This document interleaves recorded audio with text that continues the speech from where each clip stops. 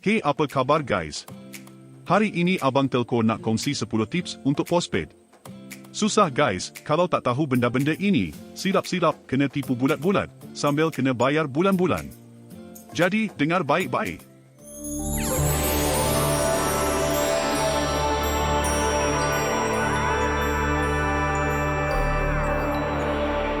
Hai guys.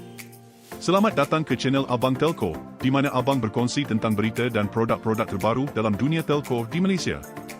Oh ya, jangan lupa untuk subscribe, share, komen dan tekan butang thumbs up untuk menyokong channel ini. Jangan lupa jenguk website abangtelco.com. Dekat situ korang boleh dapat review produk secara jujur dan pilih pelan-pelan telco yang murah dan berkualiti. Boleh juga cek pelan-pelan broadband dan fiber yang Abang rekomen dalam video-video Abang. Senang kata, pergi website abangtelco.com untuk dapatkan produk-produk telco yang terbaik dekat Malaysia. See you guys dekat sana. Hari ini, Abang ingin kongsi beberapa tips sekiranya anda nak gunakan postpaid, ataupun lebih senang kita panggil sebagai bil. Dan tips ini bukan sekadar untuk anda tahu. Tips ini ada dua perkara, satu untuk anda tahu, dan kedua untuk anda tanya pada penjual atau ejen yang mempromosikan pelan kepada anda.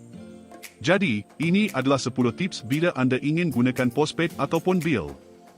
Okey, tips pertama yang perlu anda tahu ialah sama ada pelan tersebut ada kontrak ataupun tidak. Ia nampak seperti benda yang biasa, tapi mungkin ada masa nanti yang kita tidak mampu untuk membayar.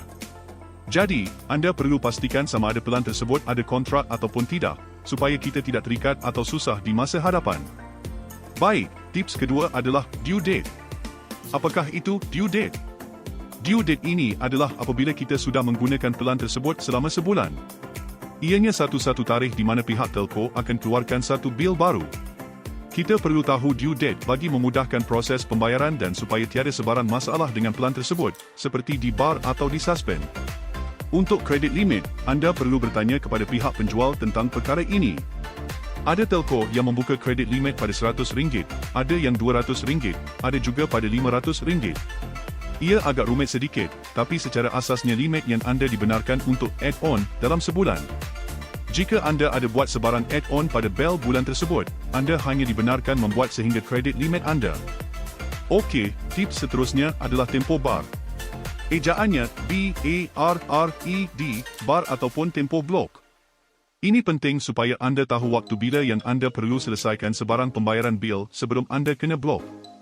Kemudian, anda perlu tanya dengan pihak penjual pelan, berapa jumlah maksimum bulan atau hari yang anda ada untuk selesaikan bil selepas talian anda di bar.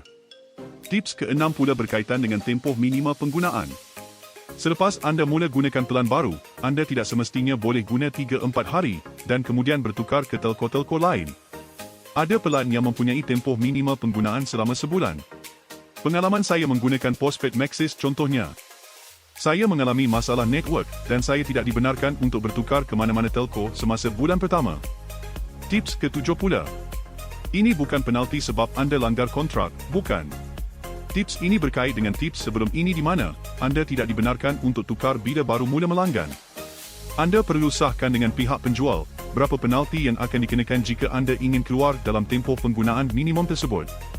Seterusnya berkenaan dengan ciri-ciri data pelan. Tanya dengan pihak penjual, dapatkan maklumat lengkap ciri-ciri pelan seperti jumlah data, sama ada terdapat sebarang pecahan data ataupun tidak. Ada sesetengah pelan yang menyediakan data mengikut penggunaan, seperti data media sosial, data untuk main permainan online dan lain-lain lagi. Tips ke-9 pula berkenaan dengan panggilan tanpa had.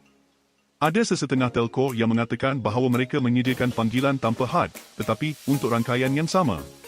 Sebagai contoh, anda menggunakan pelan postpaid Amazing 8 daripada Rate 1. Bawah nota panggilan tanpa had, dia tulis kecil sahaja menyatakan bahawa panggilan tanpa had adalah semasa rangkaian Rate 1 sahaja. Jadi anda kena berhati-hati. Kalau anda telefon luar rangkaian seperti Maxis, Celcom, Digi, anda mungkin akan dikenakan cas tambahan. Penting untuk anda sahkan dengan pihak penjual, adakah panggilan tanpa had tersebut untuk semua rangkaian, atau hanya satu rangkaian sahaja. Tanya juga panggilan tanpa had untuk nombor yang jenis apa, nombor pejabat, nombor bebas tol, nombor luar negara, kerana semua ini anda perlu tahu. Sama seperti tips ke-9 tadi. Anda perlu tahu sama ada hikmat SMS yang disediakan adalah untuk semua rangkaian atau untuk satu rangkaian yang sama. Jika anda rasa anda banyak gunakan SMS, soalan ini sangat penting untuk anda bertanyakan dengan pihak penjual.